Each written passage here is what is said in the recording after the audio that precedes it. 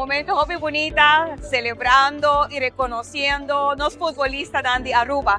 Ahora, Award Night de ABB, me manda una felicitación inmenso. Naturalmente, los futbolistas, pero más que otra cosa, es nominado na todo cual fue el club, voluntario, y el Bonte Fútbol de Aruba, para bien, para un viaje más, para un campeonato así exitoso, y más que otra cosa, ahora nos celebrar no solamente el logro futbolístico, pero también celebrando disciplina, determinación, meta, visión de cada uno de los deportistas en Aruba. Para bien denominado, para bien Aruba, fútbol conociendo, hope y desarrollo positivo, y nos sigue como gobierno de Aruba sostener el desarrollo estructural aquí para garantizar hope más éxito de los talentos en el local.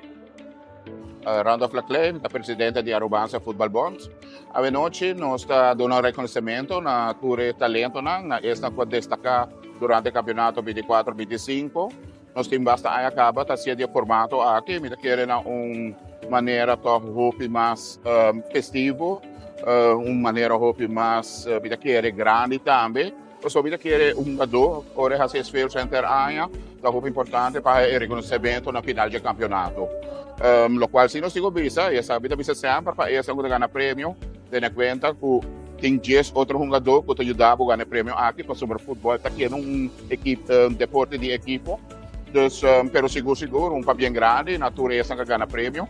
Boa noite, meu nome é Steven Ochoa. A vida de 2 anos da Ghana MVP de Aruba Futebol. Meu nome é Kimberly Paulina e eu sou Best Female Referee do Campeonato 2024 e 2025. Meu nome é Josta Maduro, eu tenho 3 anos da Ghana meu keeper de Aruba. Meu nome é Amy Henao, eu sou goalkeeper do Open Class Damas.